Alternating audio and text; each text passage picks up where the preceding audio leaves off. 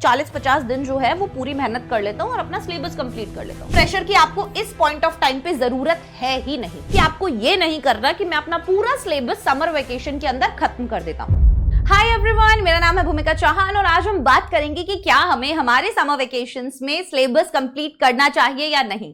ये एक बहुत बड़ा क्वेश्चन है और इस पे बहुत सारे लोगों की अलग अलग राय हो सकती है, लेकिन आप लोगों के लिए क्या बेस्ट है ये मैं आज आपको बताने वाली हूँ। अगर आप क्लास 10th के अंदर है और आप ये सोच रहे हैं कि मैं समर वेकेशंस का ये जो 40 to 50 डेज के बीच का टाइम है इसके अंदर अपना सिलेबस कंप्लीट कर लेता हूं, तो आपको क्या वो सिलेबस कंप्लीट करना है, अगर करना है तो कैसे करना है, और अगर सिलेबस कंप्लीट नहीं करना तो फिर हमें क्या करना है। आइए शुरू करते हैं इस वीडियो को। Number 1, quality versus quantity. अब एक बात सोचो, हमेशा जब मुझे अपने चैनल के लिए 10 वीडियो बनानी होती है या मुझे अपने चैनल के लिए एक वीडियो बनाना होता है, तो मुझे ऐसा लगता है कि जो वो एक वीडियो मुझे बनाना होता है वो बहुत ही अच्छे क्वालिटी का वीडियो होता है जिसको सबसे ज्यादा व्यूज मिलते हैं। वहीं पर अगर मैं अपने चैनल के लिए 10 वीडियोस बनाती हूं तो उनका क्वालिटी इतना अच्छा नहीं होता। क्यों? क्योंकि मेरा ज्यादा फोकस किस पर है? क्वांटिटी पर। मैं उस पर रिसर्च नहीं कर रही हूं, मैं उसको टाइम नहीं दे रही हूं, मैं उसमें आइडियाज और क्रिएटिविटी नहीं लगा रही हूं, जिससे मुझे उतने व्यूज नहीं मिल रहे। तो वो 10 वीडियोस वो एक वीडियो के बराबर है, राइट?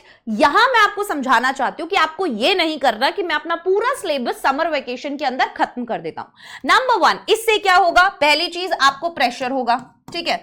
बेफालतू का प्रेशर है, जिस प्रेशर की आपको इस पॉइंट ऑफ टाइम पे जरूरत है ही नहीं, क्योंकि अभी आपके पास ऑलरेडी बहुत प्रेशर है। सभी लोग हर एक चीज के लिए आपको सलाह दे रहे हैं, क्लास 10th है ये कर लो, क्लास 10th है ये बुक ले लो, क्लास 10th है ये बैच ले लो, क्लास 10th है यहां से पढ़ लो, क्लास 10th है ये मत करो, क्लास 10th है वो करो, ठीक है? तो इस सारे क्योस के बीच में आपका काम क्या होगा कि आप ये सोचने पर मजबूर हो जाओगे कि भाई मैं अभी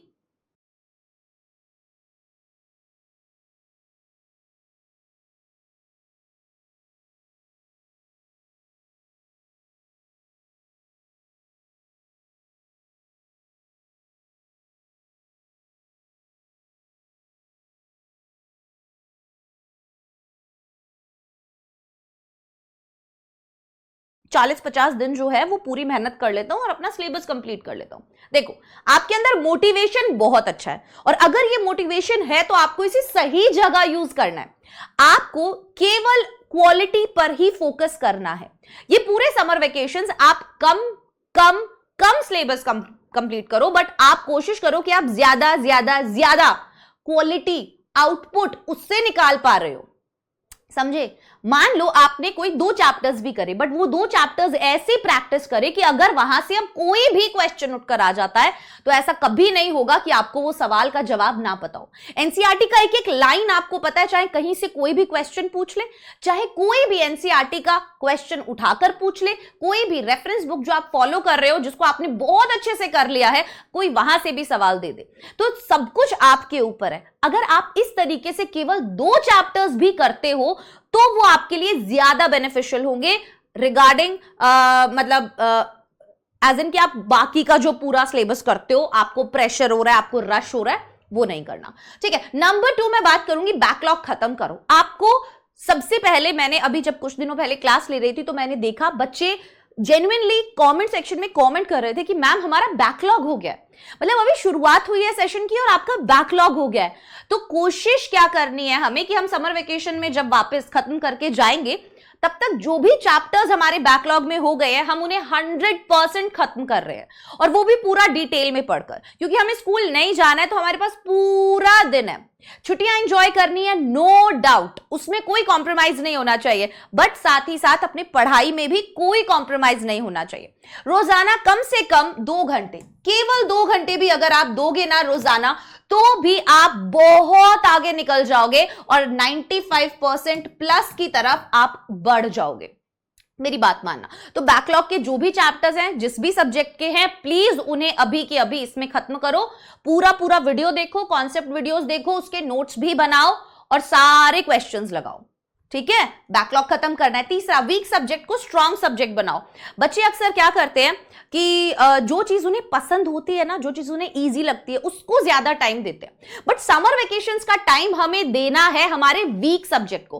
फॉर एग्जाम्पल, मुझे फिजिक्स बहुत ज्यादा बेकार लगती है, तो मैं हमेशा फिजिक्स को अवॉइड करती हूं। मैं क्या करूंगी, मैं केमिस्ट्री, बायोलॉजी, मैथ्स, इनको पढ़ने में टाइम लगाऊंगी। बट अभी मुझे पता है कि मेरे पास समर वेकेशन का टाइम है, तो क्यों ना फिजिक्स के जो कॉन्सेप्ट्स मेरे वीक हैं, मैं अभी उन पर काम करूं, और जब तक छुट्टियां खत्म हो फिजिक्स मेरे को मेरा फेवरेट सब्जेक्ट लगने लग जाए, ताकि पूरा साल मैं फिजिक्स को टाइम से, ध्यान से, अच्छे से पूरा कर पाऊं। मैं फिजिक्स में कभी भी बैकलॉग ना बनाऊं और मुझे उसमें वो एक्स्ट्रा एफर्ट ना करना पड़े। क्यों? क्योंकि मैंने उसको टाइम दिया, समझा, अपने बेसिक्स और अपने कॉन्सेप्ट्स को स्ट्रॉन्ग कर लिया। तो मुझे वीक सब्जेक्ट को ज्यादा टाइम देना है, उससे मेरे मार्क्स ऑटोमेटिकली, अगर मान लो अभी उस सब्जेक्ट में 60 मार्क्स आ रहे थे, तो अब आप 90 ले आओगे जेन्युइनली। तो ये वीक सब्जेक्ट अभी उठा के स्ट्रॉन्ग करने का बहुत अच्छा टाइम है, ठीक है। उसके बाद होता है सिटिंग टाइम। बेटा एक हैबिट डेवलप करनी है आपको। समर वेकेशंस इतना वल्नरेबल टाइम है, मुझे लगता है इस टाइम पे बच्चे बहुत सारे गलत एडिक्शंस, उनको मन नहीं करता है पढ़ने का, वो सारा दिन सोशल मीडिया चलाते हैं, वो गेम का एडिक्शन हो जाता है उनको घूमने जाना होता है, ठीक है। आप सब कुछ करो, आप सोशल मीडिया चलाओ, आप गेम चलाओ, आप घूमने जाओ, आप फैमिली के साथ टाइम स्पेंड करो, बट इन सब चीजों में हमें हमारा सिटिंग टाइम निकालना है कि मैं कितनी देर रेगुलर बैठकर पढ़ पाता हूं। वो वाला पढ़ना नहीं कि मैं 10 मिनट पढ़ा फिर उठ गया, फिर मैं 20 मिनट पढ़ा फिर उठ गया, नहीं।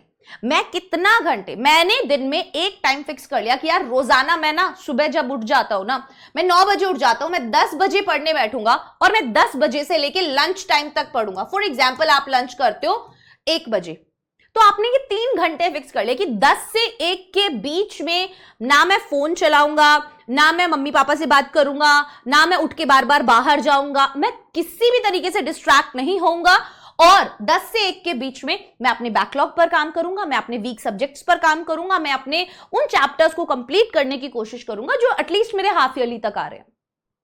समझे? बात समझ में आई क्या कह रही हूं? अगर ऐसे चलोगे तो मजा आ जाएगा। उसके बाद सारा दिन तुम्हारा, 1 बजे के बाद सारा दिन तुम्हारा है। जो करना है करो, शाम को दोस्तों के साथ जा सकते हो, फोन चला सकते हो, मम्मी पापा के साथ घूम सकते हो, सब कुछ कर सकते हो, सब कुछ तुम्हारे ऊपर है, सब कुछ, ठीक है। उसके बाद आंसर राइटिंग। मैं इंग्लिश के लिए स्पेशली आप लोगों को बोलना चाहूंगी, बोर्ड्स एग्जाम में मार्क्स मिलते हैं स्टेप बाय स्टेप, ठीक है। तो केवल इंग्लिश के लिए ही नहीं, हर एक चीज के लिए आप अभी से अपने पढ़ने के तरीके में ये ऐड कर लो कि भाई मैं आंसर राइटिंग मुझे अच्छे से आती है या नहीं।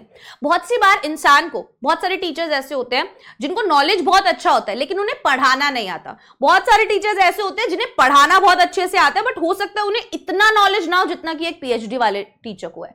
कहने का मतलब, आपको बहुत सी बार हो सकता है चैप्टर पूरा पता है बट आपको आंसर लिखना नहीं आता, आपको प्रेजेंटेशन अच्छा नहीं आता, ऑटोमेटिकली आपको कम नंबर मिलेंगे। समझे? तो आपको ये चीज आज से ही ध्यान रखनी है कि मैं अपने आंसर राइटिंग पे थोड़ा सा ध्यान दूंगा। स्टेप बाय स्टेप जैसे प्रेजेंटेशन के और एग्जाम में मार्क्स मिलते हैं, मैं अपने पढ़ने का तरीका उसी तरीके से बनाऊंगा। मैं प्रैक्टिस भी करूंगा क्वेश्चंस की, तो मैं उसी तरीके से करूंगा जैसे मैं बोर्ड्स एग्जाम में लिख कर आने वाला हूं। Getting my point? तो ये थी कुछ चीजें जिसको आपको ध्यान रखना है अगर आप भी चाहते हो क्लास 10th के अंदर अच्छा स्कोर करना। तो सिलेबस फिनिश करने का कोई प्रेशर नहीं लेना है, सिलेबस हम लोग आपका फिनिश करवाएंगे, हमारी जिम्मेदारी है। आपकी जिम्मेदारी है जो चल रहा है वो बस आपको उसके साथ साथ चलना है। ऐसा नहीं है कि बहुत सारे चैप्टर्स पीछे छूट रहे हैं, आप कोई अलग तरीके से डायरेक्शन में चल रहे हो, नहीं। आपको अपने टीचर्स को फॉलो करना है, जैसे वो पढ़ा रहे हैं वैसे पढ़ना है। वो आपका टाइम से सिलेबस कंप्लीट करवाएंगे, रिवीजन करवाएंगे, ईच एंड एवरीथिंग, बट उसके अंदर थोड़ा सा पुश आपको भी लगाना होगा। और ये समर वेकेशंस कैसे बितानी है ये आपको डिसाइड करना है। Bye bye everyone, take care, all the best.